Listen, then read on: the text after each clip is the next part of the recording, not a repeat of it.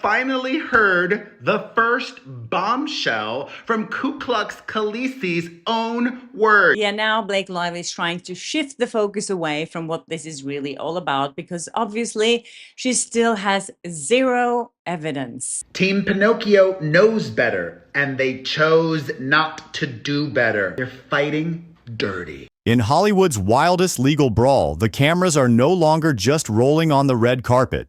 They're rolling in the courtroom, PR war rooms, and chaotic inboxes between stars and the creators who expose them. Forget the sanitized headlines.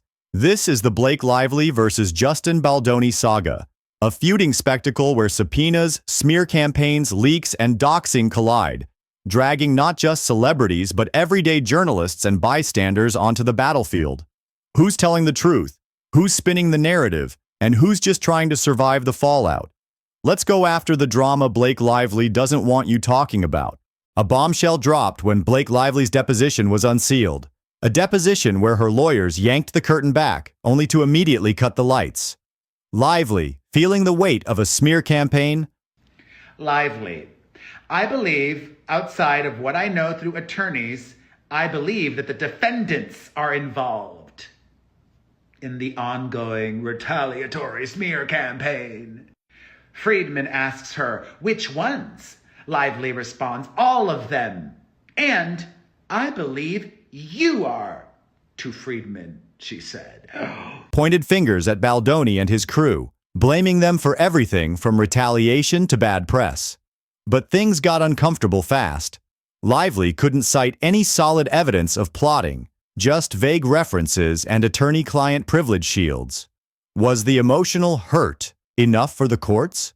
Watchers saw not a victim but someone desperately defending a fragile narrative while her legal team objected at every turn. Friedman then asks, what about the defendants? What did they do that's part of the ongoing smear campaign? Lively responds, like I said, outside of conversations with my attorney, I'm unable to answer that. Translation, she's got nothing. She knows nada of an ongoing retaliation campaign. Meanwhile, the case exploded way beyond its original harassment claims. It isn't just about what happened at the start. Now it's about the furious counterattack, the shadowy real smear campaign, and a blizzard of subpoenas targeting everyone from Perez Hilton to a Kansas stay-at-home mom with one YouTube follower. Again, we get the reminder here of what this is really about now, because this is no longer about Blake Lively being SH'd on the set of It Ends With Us, or with the retaliation campaign, alleged smear campaign that followed. Now, this is all about what happened after she filed the lawsuit. Hollywood's press corps has never looked so nervous. Baldoni's side, bulldozed by document dumps and endless accusations, is fighting a Goliath. But the underdog spirit is palpable, and viewers are finally seeing cracks in mainstream spin. The smoking gun? Not quite. Lively's team waved a slick email from Baldoni's PR firm screaming evidence about a social media remediation plot. Something a lot of Team Blake is sharing this morning. Since the beginning, Wayfair have insisted they may have planned to launch a smear campaign but never executed on it. This email ends that defense. Justin and his team have now openly admitted to everything they stand accused of. This is now a theory in Reddit saying, game over, the document. But peel back the layers and this proof turns out to be nothing more than a textbook PR strategy. SEO tweaks, algorithm games, and content monitoring. Baldoni is painted as the puppet master, but even legal experts shrugged, calling the whole thing routine Hollywood spin. The real scandal is that both sides are hoarding their own armies of tech gurus, each telling the jury what they want to hear for a price. They could spin this in court as to cause the doubt, the maybe, but in your legal opinion, this is not proof that this is over. Oh no, this is not over at all. This is not the smoking gun document that every lawyer would love. It gets messier. Baldoni's lawyers tried early on to broker a fair evidence swap, open search terms, open production, but Lively wasn't interested. Now she wants the keys to Baldoni's kingdom while keeping her own doors locked. Her request ballooned from signal chats to bank info, aiming for that smoking gun but never delivering proof. The Wayfarer camp responds. If the rules change, they change for everyone. No free passes. The standoff, tinged with claims of bias and planting content, exposes the ugly chess game behind every Hollywood lawsuit. Butterdine Lively told the court that the Baldoni Wayfarer parties were deficient in their productions that were required to be handed over per the subpoenas that Subpoena Serena issued against them. Have to give their communication so that it won't actually involve me at all, meaning we can get them, they will be subpoenaed and they will have to turn over their communications rather than including you. Yeah, that would kind of be the big idea. It's between all of you guys. And again, it seems very strange to me that they're trying to pivot a strategy here and they're no longer concerned with what was leading up to this lawsuit, but they're trying to prove that this campaign is happening now.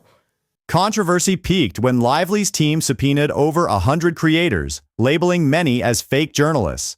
Perez Hilton, chief among the targeted, is accused of pumping out hundreds of hit pieces with names like Ku Klux Khaleesi and Blackface Blake. But even the hosts of Popcorn Planet laugh. If Perez isn't a journalist, then what about the entire YouTube ecosystem? By attacking grassroots creators, Lively risks amateur sleuths turning into digital martyrs, rallying viewers around Baldoni and free speech. Suddenly, protecting content creators becomes a frontline issue in a celebrity cage match.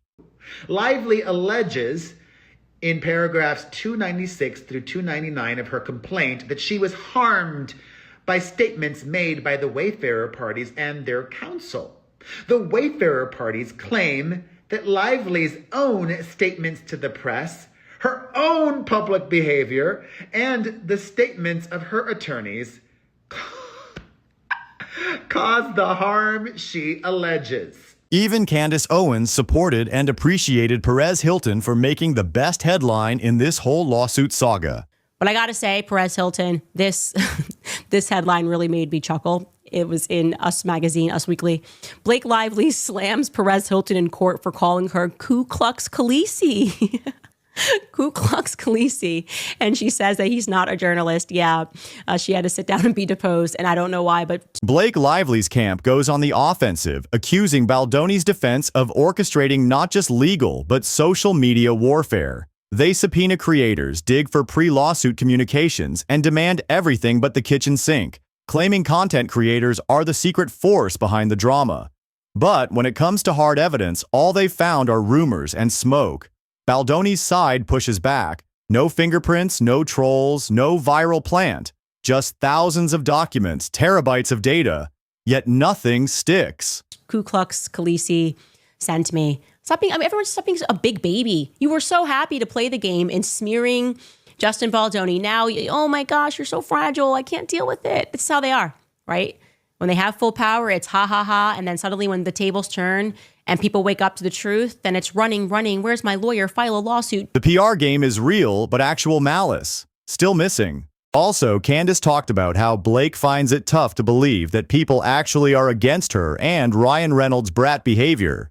That there are actual humans not supporting her and even unfollowing her and Ryan on social media. Blake Lively's entire story, don't forget, is that there was some inside untraceable campaign and that it couldn't be possible that people organically disliked her, right? So no, but they must have been working with all of these people. And she starts throwing out these subpoenas. I got a subpoena.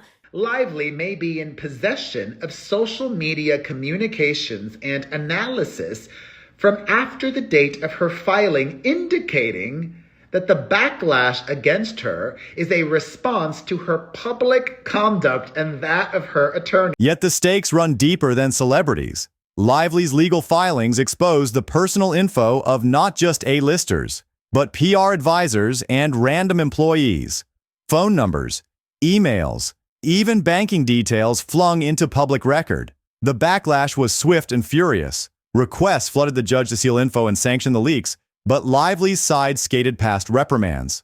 Baldoni's backers, especially those like billionaire Steve Sorowitz, bankroll the defense and keep the fight alive.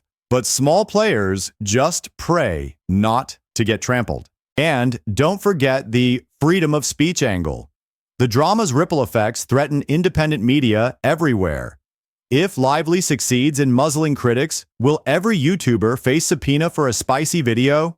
Popcorn Planet's hosts joke about being next in line. Are we watching an attack on the First Amendment or just classic celebrity paranoia? The answer drives controversy, rallies digital voices, and leaves viewers wondering if Lively's legal team is fighting for justice or control. Yeah, now Blake Lively is trying to shift the focus away from what this is really all about because obviously she still has zero evidence. Inside the courtroom, it's not just Lively and Baldoni at war, it's a clash of legal cultures. Lively's monumental motions demand endless production. Baldoni's crew says, enough. The drama unfolds as each team accuses the other of procedural gamesmanship, lost good faith, and calculated misrepresentation.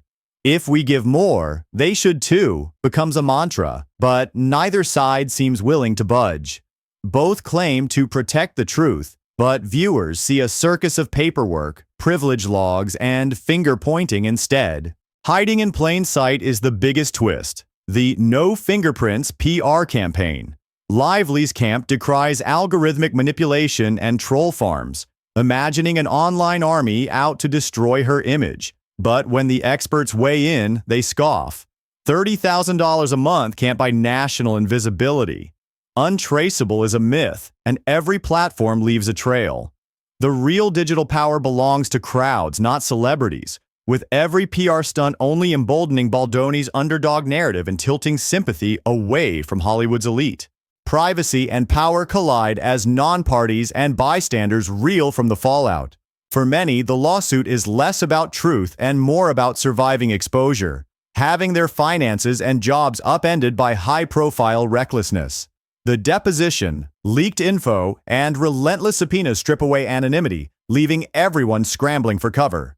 The judge, supposedly soft on Lively, refuses to clamp down. Is the court system now just another stage for unchecked intimidation? Baldoni's camp, backed financially and morally by heavyweights, stands tall while others duck for cover. Amid all this drama, one truth stands out. Maybe the richest and loudest voices aren't always on the side of justice. As content creators, podcasters, and outsider journalists unite against weaponized lawsuits, Baldoni and his supporters call out Hollywood's hypocrisy and manipulation. Lively's maneuvers look less like defense and more like offense, doxing, discrediting, and dragging critics into the fray. The tables are turning. In a battle of David versus Goliath, will genuine reporting and advocacy win, or will celebrity power erase criticism for good? So, what do you think?